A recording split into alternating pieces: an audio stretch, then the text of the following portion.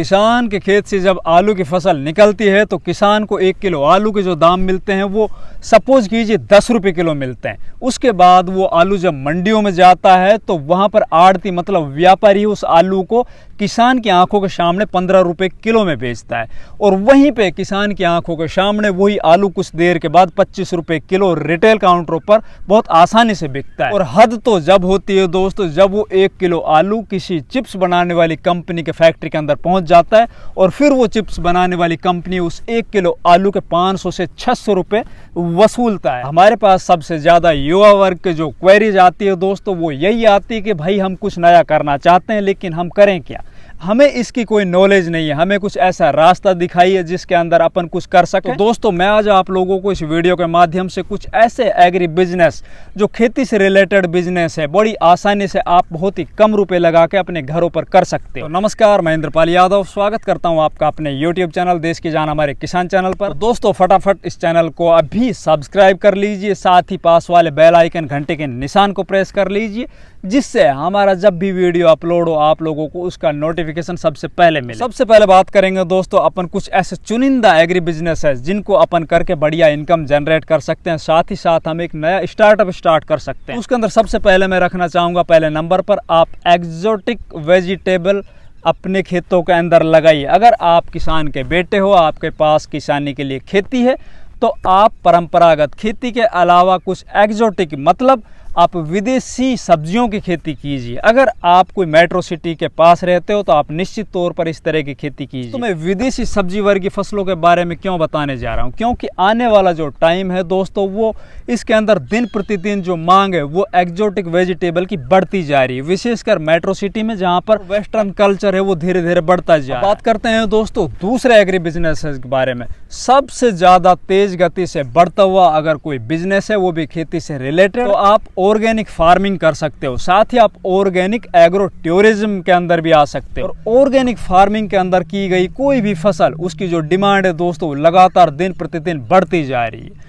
विशेष सावधानी इसके अंदर ये रखनी होगी कि आप लोग जब भी कभी ऑर्गेनिक खेती की तरफ जाओ तो उसके अंदर आप सबसे पहले एक अच्छी ट्रेनिंग जरूर ले लीजिए, क्योंकि इसके अंदर हमारे युवा वर्ग है वो एक बार जल्दबाजी में हाबड़ दौड़ में चले तो जाते हैं लेकिन वो फेल होकर तुरंत वापस आ जाते हैं, क्योंकि ऑर्गेनिक खेती के अंदर बहुत ज़्यादा चैलेंज भी है। चैलेंज है पेस्ट कंट्रोल करने के, चैलेंज है जितने भी वीड हैं उनको किस तरह से अपन मैनेजमेंट करें, और भी काफ़ी चैलेंज है दोस्तों।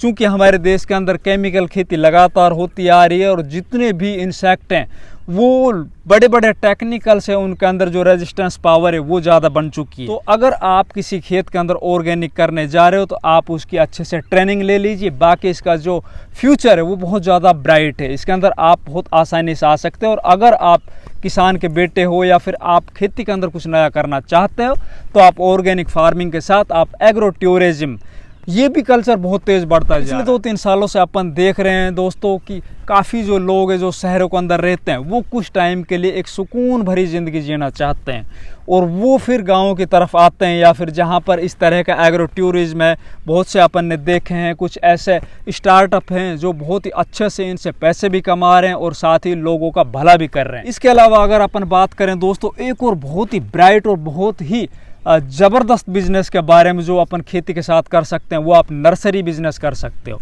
नर्सरी के अंदर आप कोई भी वेजिटेबल नर्सरी लगा सकते हो, मतलब आप कोई भी सब्जी वर्गीय नर्सरी तैयार कर सकते हो, साथ ही आप फलदार पौधों की नर्सरी तैयार कर सकते हो। दोस्तों मैं आप लोगों को बताऊं मेरे कुछ कॉन्टेक्ट के अंदर कुछ ऐसे युवा लोग हैं या फिर कुछ ऐसे किसान भाई हैं जो नर्सरी का कारोबार का जो बिजनेस है वो हज़ारों में स्टार्ट होकर आज करोड़ों में पहुंच चुका है। इसके अलावा अगर अपन अगले बिजनेस के बारे में बात करें दोस्तों तो आप कोई भी ग्रेडिंग का बिजनेस कर सकते हैं। मतलब हमारे देश के अंदर लगभग 98% किसान है वो अपने उत्पाद को खेत से सीधे बाजार के अंदर बेच देता है। अगर वो किसान उस फसल की ग्रेडिंग करे, मतलब उसके अंदर से वो बढ़िया माल है वो अलग से निकाले, उससे हल्का माल है वो अलग से निकाले, उससे जो लोअर क्वालिटी वो अलग से निकाले, तो उसके अंदर वो बहुत बढ़िया इनकम जनरेट कर सकता है। लेकिन किसान है कि उसके पास इस तरह का टाइम नहीं होता। अगर आप किसान के बेटे हो या फिर आप ऐसे युवा हो जो कुछ नया करना चाहते हो तो आप ग्रेडिंग का व्यवसाय कीजिए। जैसे कि मैं आप लोगों को बताना चाहता हूँ, आपने किसान के खेत से 100 बोरी आलू की खरीदी। 100 बोरी आलू की खरीदने के बाद अगर आप जाओगे बाज़ार में तो उनका जो रेट है वो मात्र आपको 10 रुपये किलो मिल रहा होगा उस टाइम पर। अगर आप उन्हीं आलू को ग्रेडिंग करके बाज़ार में लेके जाओगे तो आपको 20 रुपये किलो, 15 रुपये किलो और 10 रुपये किलो इस रेट के अंदर मिलेंगे। आप उससे निश्चित तौर पर कुछ थोड़ा सा इन्वेस्ट करके मज़दूरों को लगा के, और आप जितना रुपये किसान ने 3-4 महीनों के अंदर कमाए तौर पर उतना ही रुपये एक दिन के अंदर कमा सकते हो। ये मैंने आपको एक उदाहरण दिया है। आप कोई भी वेजिटेबल फसल के अंदर इसको अप्लाई कर सकते हो, या फिर कोई भी आप मोटी फसल होती है जैसे कि गेहूं है, धान है, चना है, मक्का है, बाजरा है, कपास है, कोई भी XYZ कोई भी फसल है, उसको अगर आप ग्रेडिंग करके और फिर बेचोगे तो निश्चित तौर पर आपको उसके अंदर जो मिलने वाला मुनाफा है ना वो बहुत ज़्यादा बढ़ जाएगा। इसके अलावा अगर अपन बात करें दोस्तों अगले बिजनेस की, तो आप वर्मिंग कंपोस्ट यूनिट लगा सकते हो। वर्मिंग कंपोस्ट यूनिट हमारे देश के अंदर लगातार लगती भी जा रही है, और ये जो बिज़नेस है दोस्तों ये कभी ना पिटने वाला बिजनेस है, क्योंकि लगातार हमारे देश के अंदर एक तो ऑर्गेनिक फार्मिंग की तरफ लोगों का रुझान बढ़ता जा रहा है, साथ ही हमारे देश के अंदर जो हमारी सरकारें हैं उनका भी एक मानना है, वो भी बजट के अंदर अलग से फंड आवंटित कर रही है कि आप नेचुरल खेती की तरफ जाइए। अगर आप नेचुरल खेती करोगे, गवर्नमेंट जो जितने भी रासायनिक खाद है उनको पर या तो बैन लगा देगी या फिर उनको कम कर देगी, तो निश्चित तौर पर किसान है वो ऑर्गेनिक फर्टिलाइज़र की तरफ ज़्यादा भागेगा, वर्मी कंपोस्ट की तरफ ज़्यादा भागेगा, क्योंकि उसके पास कोई विकल्प बचेगा नहीं। इसके अंदर आप कहीं पे भी जहाँ वर्मी कंपोस्ट यूनिट हो वहाँ पे आप 2 या 3 दिन जाकर ट्रेनिंग ले सकते हो, उसके बाद अपना बिजनेस है वो स्टार्ट कर सकते हो। ये बिजनेस है वो गोबर से शुरुआत होती है, या फिर कोई ऐसा कचरा जो घरों से निकलता हो, या फिर पेड़ पौधों के नीचे जितना भी अपशिष्ट होता है, उनके पत्ते होते हैं वो जो गल जाते हैं, उनसे भी आप अच्छे से ऑर्गेनिक फर्टिलाइज़र वो आप बना सकते हो। उसकी आप बढ़िया से पैकिंग कीजिए, पैकिंग करने के बाद इसकी आप अच्छे से मार्केटिंग कीजिए। इसके अलावा अगर अपन बात करें दोस्तों एक और बढ़िया एग्री बिजनेस की जो कभी ना पिटने वाला हो, मतलब आप खाद, दवा और बीज की दुकान कर सकते हो, इसके आप विक्रेता बन सकते हो। आपको बीज विक्रेता बनने के लिए मात्र 10वीं पास होना ज़रूरी है। उसके अलावा अगर आप कोई भी पेस्टिसाइड मतलब रासायनिक कीटनाशक बेचने का लाइसेंस लेना चाहते हो तो आपके पास BSc की डिग्री होनी चाहिए, या फिर आप 12वीं के बाद एक कोर्स कराया जाता है, अलग अलग राज्यों का अलग अलग KV के मतलब कृषि विज्ञान केंद्र है वो कोर्स कराती है। आप वो कोर्स करके और कोई भी अपनी खाद बीज की दुकान जहाँ पर आपका कोई छोटा कस्बा हो, बाजार, या फिर आप अपने गांव में ही अपने घर में इस तरह का बिजनेस स्टार्ट कर सकते हो। दोस्तों मैंने काफ़ी लोग ऐसे देखे हैं जो 2 या 3 सालों के अंदर इस बिज़नेस के अंदर बहुत बढ़िया मुनाफा कमा रहे हैं। इसके अलावा दोस्तों अगर अपन बात करें कुछ डेयरी से संबंधित बिजनेस की, तो आप बकरी पालन कीजिए।